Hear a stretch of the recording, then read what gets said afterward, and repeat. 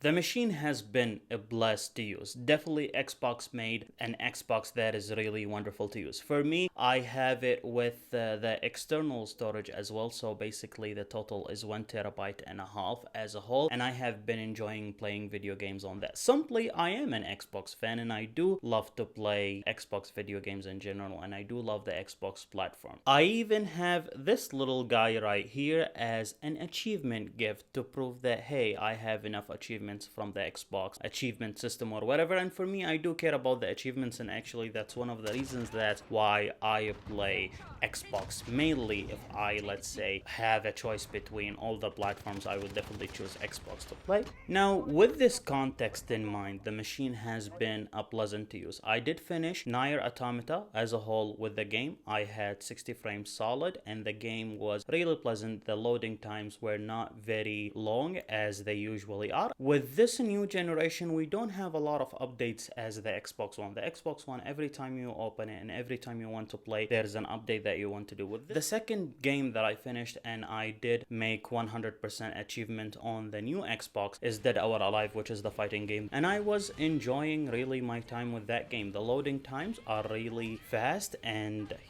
you get in as quickly as you can. Going into online matches, I did not have any hiccups, even on the Wi-Fi. Granted, it's a 5G Wi-Fi. Even on the Wi-Fi, it's still working without any issues, and that was a blast to work with. Because with the older Xbox, I had really to plug in the Ethernet in order not to have any issues. One other thing is the console is really small, so you can simply talk it in a very small space. For me, I have it there under next to the Xbox 360. And one other thing that is really interesting, opening the device and then breaking the device apart and putting it back together is really simple and a straightforward process. And even when you open the device and you open the shell from the top, you will not be breaking the warranty. And that's really good, because what I am planning is to customize this console, and probably I will be sharing that journey with you, where I want to paint it and make a couple of stuff here and there and make it a little bit custom and more to my liking with the colors and such. The games are there, mostly third-party games. We have not seen, let's say, a lot of first-party games from Xbox yet. For me, all what I play is Japanese games, JRPGs and such, and Xbox with the Game Pass, they have been really good with bringing those JRPGs. Nier Automata, Nier Replicant, which is the new game that I am playing, and then there's Dragon Quest 11, which I am playing as well.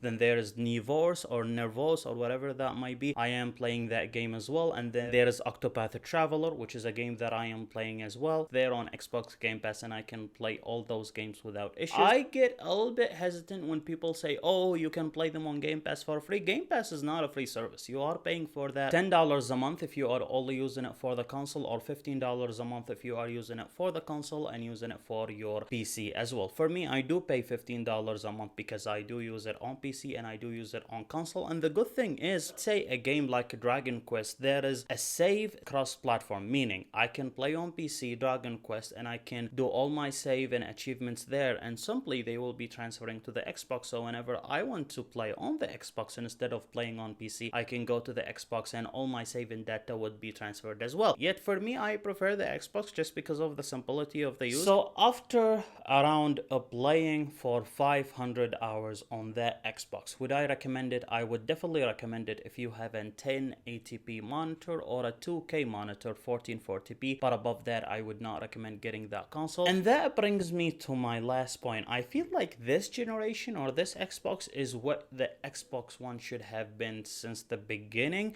I know we did not have that technology, that Radiant technology back then, but I feel this generation is actually what the past generation should have been. Then we would be able to have all this power or whatever that might be. And I think maybe they could have done it with the Xbox One X. Plus, one thing I really hate about the Xbox in general is the name. Who thought that Series X and Series S is a good name for a console? Like, imagine a grandma going to GameStop in order to grab one of these consoles. Yeah, I want the new Xbox S, and then she get Xbox One X and not the Xbox Series X. Like, who the heck thought this is a good idea? But again, I digress.